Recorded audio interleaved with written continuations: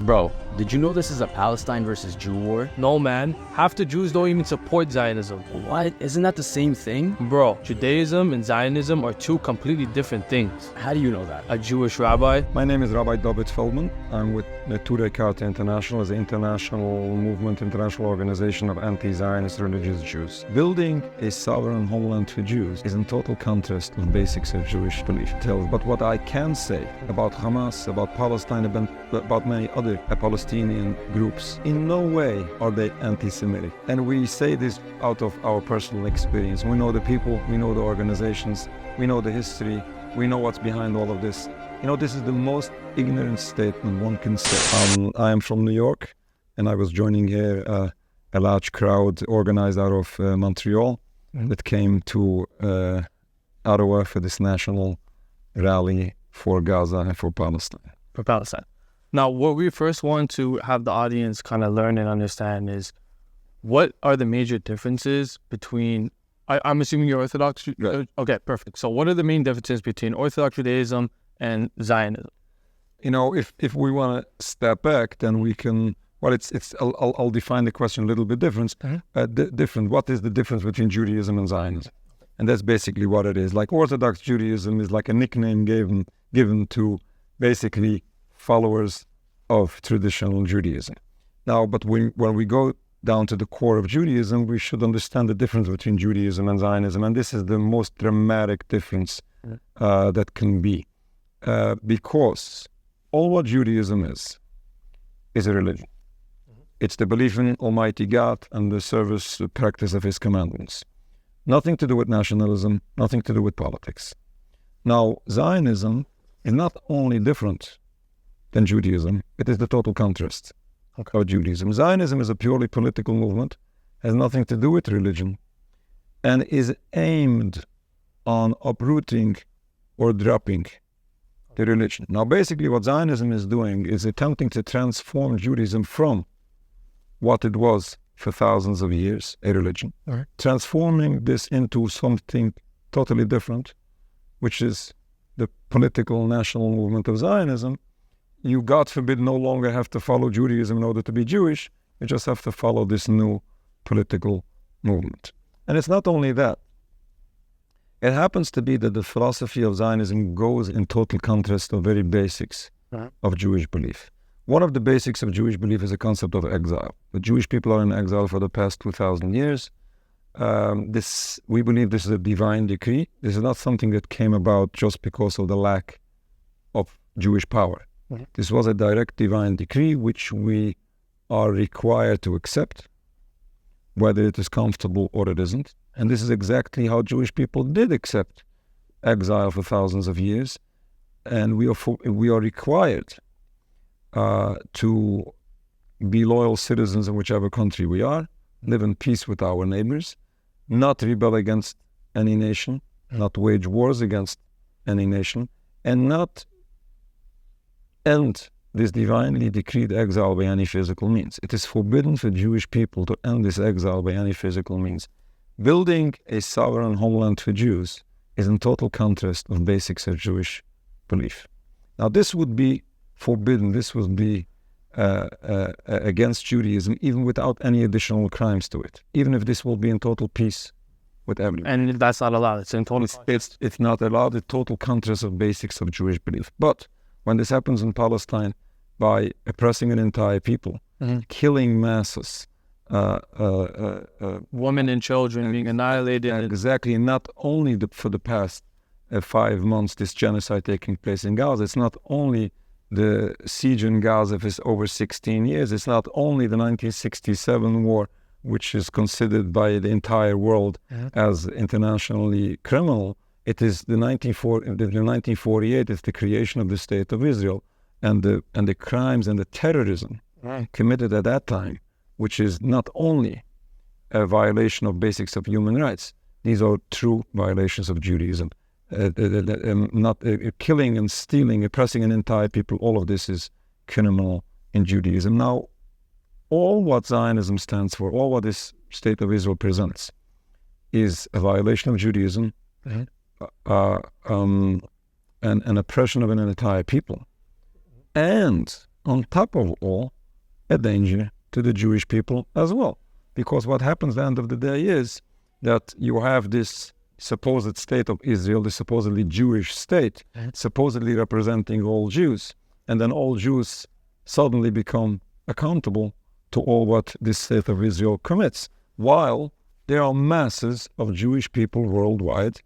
Mainstream media would not tell you about all of this, but there are existing masses of Jewish people. You can just imagine if we had this nice, beautiful, large Jewish delegation here at the rally today, you can imagine how many more people we have behind us. Not everybody comes out in public. So the intimidation is so terrible, as everybody knows today, at least everybody who does anything for Palestine. Intimidation is terrible. And still in all, we have so many people who are brave enough to come out in the public. You can just imagine how many masses of people we have behind us in Canada, in the United States of America, in Europe, and in occupied Palestine. A very strong community happens to be until October 7th. But they don't show you this. They don't tell you. Listen, that's why we need people like you. We need people like you to be open and to spread the awareness. It all comes out the truth. And it's the people out there who deserve honest journalism.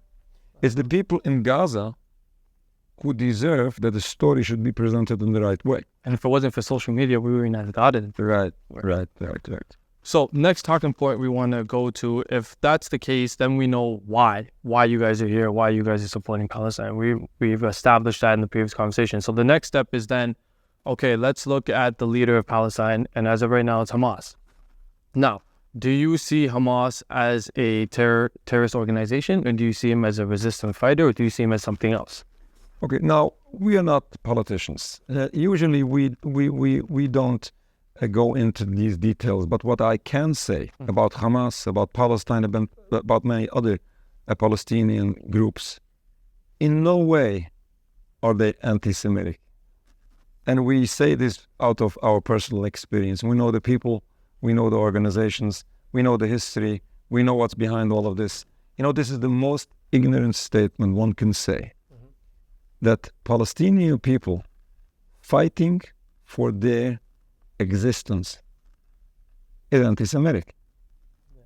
If people from Jewish descent insist to conflate Judaism with Zionism and insist that whoever criticizes Israel criticizes all Jews, then what these people are doing is they are making all Jews accountable.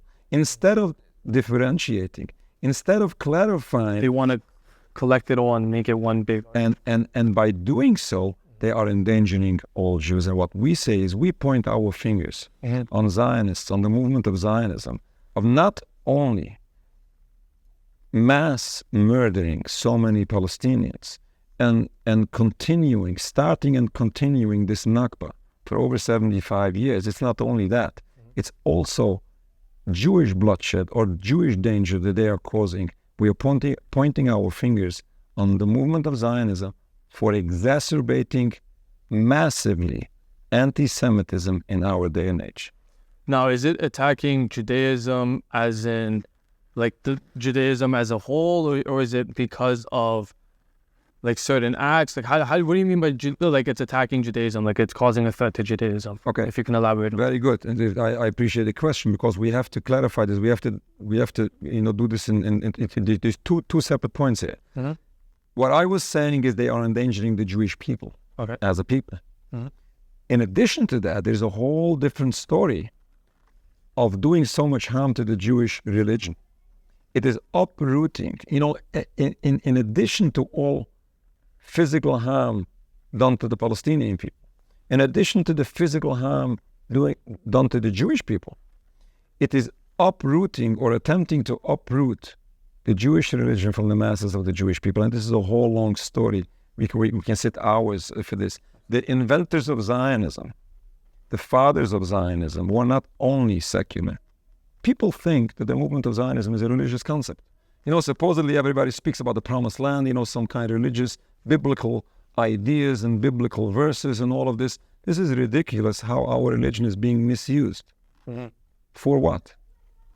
For the eradication. Not only for their crimes. Yeah.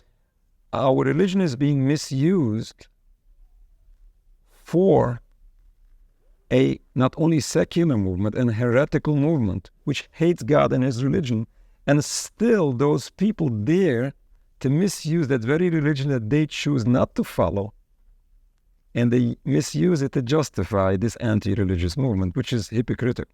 Absolutely. But this is a true catastrophe. This is a true nakba for Palestine, for the Jewish people, and for the Jewish religion. Okay, so now the biggest question that comes then, what's next? What's the solution? How do we stop this? Well, first of all, we need education. People should no longer just blindly follow mainstream media with mainstream propaganda. All Palestinians are anti-Semitic, and the state of Israel is supported by all Jews, supposedly, and supposedly it's in line or condoned by the Jewish religion. All of this is false, dangerous propaganda. Mm-hmm. First of all, we have to turn to some more reliable sources to be able to figure out what is happening and whether it is justified or it isn't, whether it is justified in international law, whether it's justified in Jewish law, whether this is the representation of Judaism. We have to understand all these things because before we have education, we have no idea and we know nothing. Exactly. But if we overcome this propaganda and we first realize that not all Jews support the movement of Zionism, the Jewish religion doesn't support it. Now, who does? Just a gang of some criminals. Absolutely. Now, if that's the case, then let's at least, for the first step, let's speak up and have people understand that this is wrong. As long as people will not understand, nothing is going to change. Now, basically, what we are doing out on the streets here in Canada and what we are doing in the world, as Jewish people joining masses, millions of right-minded people around the globe, we are simply raising the awareness. Now, today or tomorrow, one day, we will change the public opinion. Yep. And one day we hope that things are going... And I think it's already heading. It is. I think it is. They're waking. It is. When we see these masses of people coming out on the streets, which was not the case 5 years ago, this is encouraging. But what I always say is, it's so painful, it's so frustrating, it's so disturbing that the world has to pay this tremendous price of losing so many lives in order for people to wake up, because this was not supposed to happen. Justice was supposed to be around way before we lose so much lives and way before we see so much calamities and way before we see this ridiculous, bloody genocide, which is unacceptable. So you absolutely think it's a complete and utter genocide and occupation from Israel? Well, certainly it is, yes. This is again, the Zionist propaganda, the self-defense issue, Yeah, self-defense, because, October 7th, and Israel has to defend itself. Yeah. Now, who is defending whom? State of Israel is defending whom?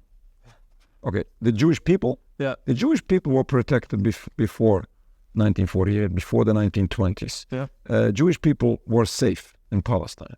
It is the state of Israel who has caused so much hate and so much danger to everyone. This is not about the safety of the Jewish people. This is the safety or the support for a political movement which started by terrorist crimes, continuing its crimes, facing the reaction for it, and then dealing with the reaction and claiming self-defense to defend their crimes, to be able to continue the crimes further. Yeah. This is not self-defense in any way. In any way. No, I absolutely agree, because, like you said, you can look back 70 years, to be honest, and Israel has been just going at the Palestinians. And then my only thing is this: they call it self-defense, and even if we can play along with that, but annihilating families, killing children, killing innocent women and children and families, don't you think that's just going to recruit more Hamas? And exactly. What I say is, I'm not condoning any violence. No, we as Jewish people, we're not supposed to be involved in any arms, in any armed activities. This is who we are. But again, not dealing, judging, criticizing whatever is being done. But what happened in October 7th? As the Secretary General of the United Nations said, October 7th didn't happen out of a vacuum. This was a result of decades of occupation. Now, whoever was right-minded, whoever was smart, understood before October 7th that something is going to happen. If we see that at one point a movement of Hamas was formed, without going into all the details, Hamas is not around for the past 1400 years, since Islam is around. Okay? Now saying that Hamas is like this Islamic hatred to the Jewish people, which doesn't make any sense, whoever is a little bit familiar, Hamas was not started 1400 years ago. Hamas was started because something happened. Now again, I'm not condoning or condemning anything. Well, was it Hamas that created the Arab or not the Arab, but the Palestinian and Israel conflict, or was it the Israel conflict and Palestinian conflict that created Hamas? Exactly. Now, what happened? Whoever was smart enough understood that something is going to happen. They didn't know the date, whether it's going to be October 7th or any other date. I am scared. I'm truly scared. Since October 7th, in all what has happened so far since October 7th, God forbid what can happen again. Again, I'm not condoning anything. I'm just facing reality. Absolutely. And what is taking place is, again, it's a horrendous genocide being committed to the Palestinian people and a massive threat for the Jewish people. Now, this is in no way in favor of the Jewish people. It's in no way in favor of humanity. It's in no way in line with Judaism. This is a criminal entity. Whoever is a little bit familiar with the history of the beginning of Zionism, it started with massive terror activities, and unfortunately, it's not stopping. The only difference is that at that time, they were not a government, and everybody defined them as terrorists. Now they have a government. It's like this beautiful, nice way of terrorism. Absolutely. And let's not forget, we're talking about Israel, who has like one of the most sophisticated militaries in the world. You know, they have not too many excuses. They can target what they need to target without mass murder. Well, that's another thing, right? They claim to be a democratic state. Where is the trial of saying, okay, he's considered a terrorist? Where's the cases? Where's the case files? Where is all that? There's no judicial process behind it. They're just saying, how do we know that what they're saying is correct? They're just saying, okay, this is a terrorist and boom, and we're going to wipe out the entire area. Yes. So you said the first step to the solution is education and awareness. What's next? Well, you know, from our point of view, there's not much more that we, from our angle, can do. We are not involved. We are not supposed to be involved in any physical actions. Absolutely. Basically, this is our work. We are educating. We are bringing awareness.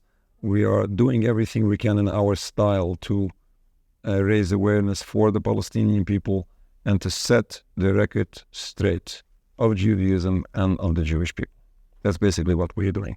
The rest we leave up to the politicians. Yep. We hope that they take the right direction. We try to do everything we can to influence them. Unfortunately, as of now, you know, in our countries, I'm from New York, you're from Canada. I was actually born in New York. How are you? Yes.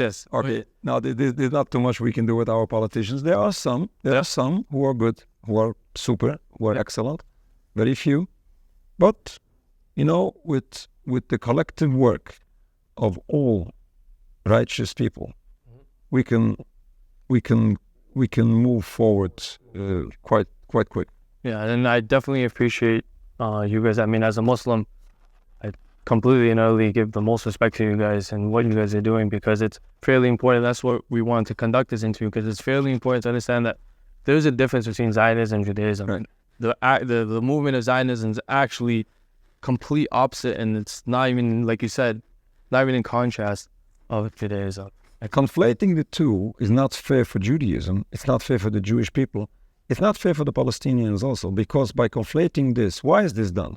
Why is this massive propaganda conflating Judaism with Zionism? Because they want to use this as an accusation tool to silence whoever speaks up for Palestine, or when the Palestinian people stand up for their freedom, and accusing them to being anti-Semitic. And this is unjust.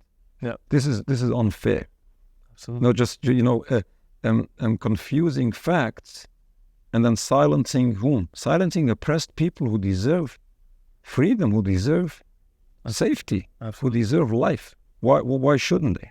Absolutely. I think that wraps it up. I really appreciate your time. Thank you for taking the time to meet with us. Thank you very much, Stanley.